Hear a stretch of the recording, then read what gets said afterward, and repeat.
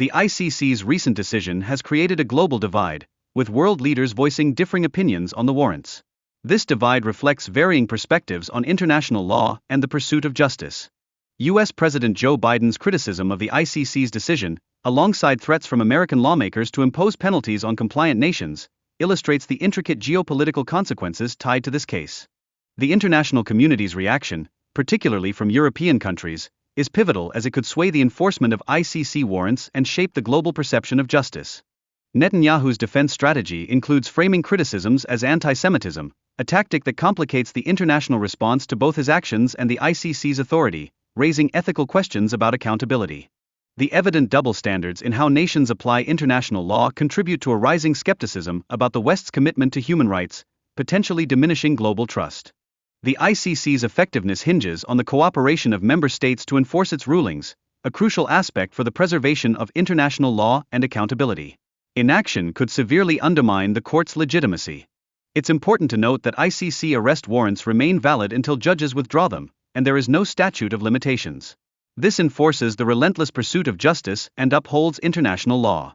The ICC fits into a broader framework focused on protecting victims and penalizing human rights violations, underscoring the urgent need for improved global justice mechanisms, a vital step towards accountability. International reactions to the ICC's actions, especially from countries like Britain showing indecisiveness, highlight a reluctance to enforce accountability. This inaction undermines the ICC's credibility. Concerns regarding Netanyahu's possible trial stem from geopolitical implications and potential consequences for Western nations involved, prompting significant questions about international law and political repercussions. The dialogue points out a stark distinction between legal guilt and public perception of Israeli state actions, particularly amidst accusations of genocide, reflecting a profound divide in opinions. Power dynamics are critical in this context, with military and economic strength shaping international responses to Israel's actions, revealing the intersection of historical context and contemporary geopolitics. The conversation highlights the lack of consequences faced by leaders like Netanyahu when they disregard international arrest warrants, exposing a gap in global enforcement of accountability. The ICC's role is underscored, emphasizing its design to prosecute individuals rather than states, which complicates efforts to address state-level violations of international treaties.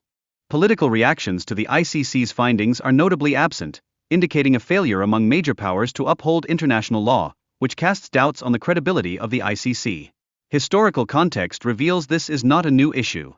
The ICC plays a vital role in holding violators accountable, yet prompt action from global powers is equally essential. Delays in response can significantly worsen the situation. Turkey's dedication to the Palestinian cause remains steadfast despite potential backlash from international bodies. This long-standing support is deeply rooted in both historical and humanitarian considerations. The independence of international judges is crucial, yet they encounter immense pressure from powerful political figures. Their ability to operate without external influence is essential for achieving justice.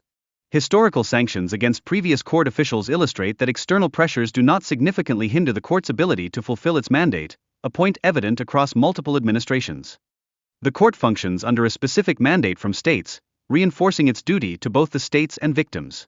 This obligation drives the court's independent operations. The backing of 124 to 125 states is essential for the court's continued operation. Ongoing cooperation is necessary to maintain the ICC's independence and effectiveness.